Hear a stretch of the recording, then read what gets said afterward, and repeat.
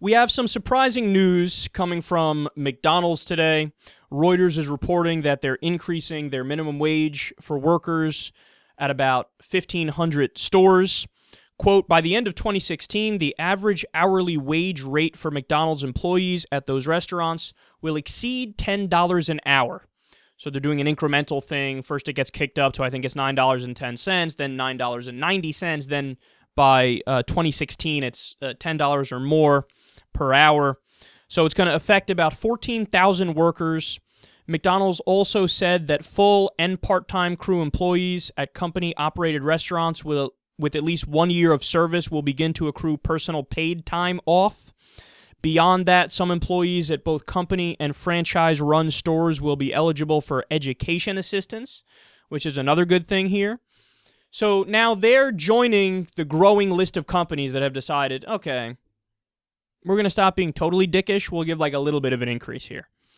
So what's the takeaway from this? I mean, should we applaud it? Should we not applaud it? Why? Why not? Well, I'm of two minds on this. So first of all, I do want to give them a little bit of credit because historically they're horrific on this, and other, big companies are as well, where there's like, fuck it, I just want to pay as little as possible, and that's the end of it. So you do give them a little bit of credit for increasing it, for sure, but keep it in perspective. That's not enough. Like, okay, you get a credit for 1 second and then you're done. Now kick it up to the right number. Now, I get it. Conservatives are going to be like, oh, liberal never fucking happy. That's what it is. These goddamn liberals, you give them a little bit, they want more. That's how it is. No, it's not like it's impossible to make us happy. In fact, it's easy to make us happy. The way to make us happy is living wage and we're out. That's it. Once you hit a living wage and then chain it to inflation, I'm shutting the fuck up. Because then all of a sudden I become a conservative. Once the minimum wage is a living wage and you chain it to inflation so it continues to rise naturally with inflation, well then I'm the one that comes out here and I start defending that.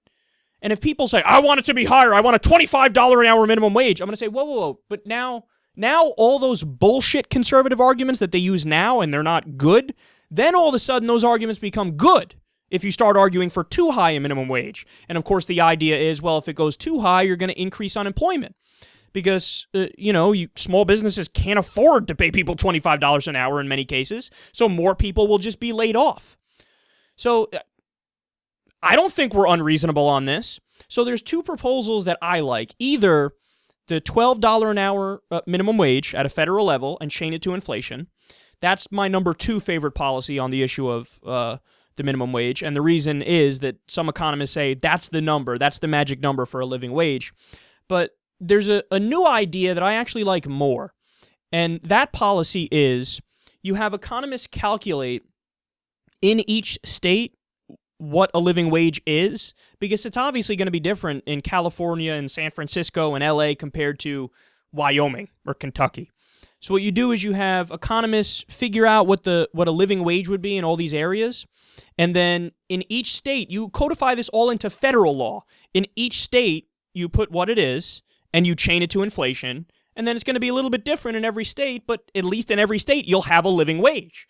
So it may be $9 an hour in Wyoming. I don't know. Maybe it is.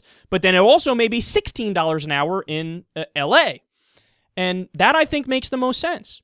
All we're asking is a living wage. If somebody works a full-time job, they should be able to afford necessities. That's my standard. That's it. I'm not some sort of radical revolutionary, overthrow the system, get rid of capitalism, give everybody exactly the same amount of money. No. I think this is pragmatic. I think this is practical. So while I give McDonald's credit for doing the right thing here in some respects, and certainly doing better than they were doing before, it's not enough, man. And I really hope that this doesn't chop the legs out from underneath a movement to get a living wage. Because in my mind, the idea of a living wage is not debatable. Right? Because then you're just having a conversation about wage slavery. Making somebody work a full-time job, but you're not paying them enough to survive?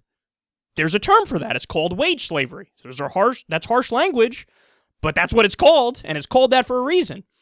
Because it appears to be a fairly common-sense position and a proper position to say you have to at least pay them enough to survive if they're working a full-time job. So, McDonald's, you did a decent job, but maybe you should do a better job.